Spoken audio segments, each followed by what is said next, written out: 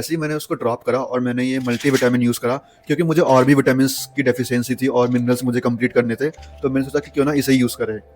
तो अब मुझे ये लग रहा है कि जो मेरा पहला वाला विटामिन डी टैबलेट था, वो D3 था।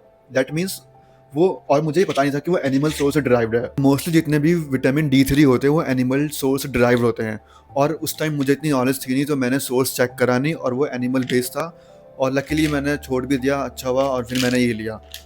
अब देखो प्रॉब्लम ये है कि इसमें जो विटामिन डी है वो विटामिन D2 है।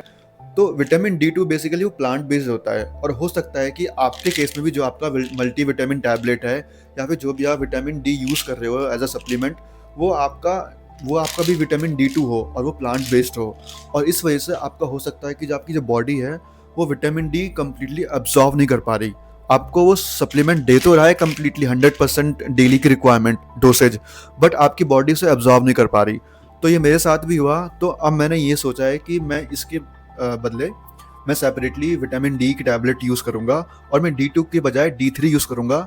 और मैंने चेक भी करा अमेज़न पे, तो मुझे प्लांट बेस्ड विटामिन D3 भी मिला, जो कि एल्गी बेस्ड से वो लोग डिराइव करते हैं।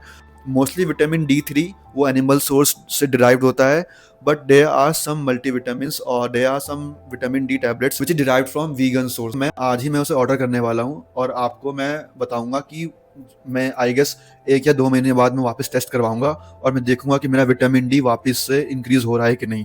अगर वो इंक्रीज हो रहा होगा तो मैं आपके साथ जरूर शेयर करूंगा, और मे बी आप भी वो विटामिन D3, अगर आप वेजिटेरियन या फिर वीगन हो तो आप D3 प्लांट बेस्ड आप यूज़ कर सकते हो। अदरवाइज मेरे हिसाब से अगर आप विटामिन D2 किसी भी ब्रांड का आप यूज़ कर रहे हो, और आपको जो विटामिन डी है वो आपका प्लांट बेस्ड मतलब कि विटामिन D2 है, तो आप ज़रूर एक बार अपना ब्लड टेस्ट करवाओ और देखो कि आपका जो विटामिन डी है कहीं आपको फिर से डेफिशिएंसी तो नहीं हो रही। मे बी सिर्फ मेरे साथ ही हो, बट आपकी बॉडी उसे पूरी कंप्लीटली अब्जॉर्व कर पा रही हो।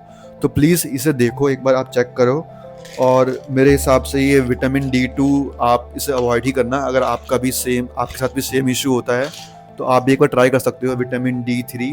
तो आप देखो और मुझे भी आप शेयर करना।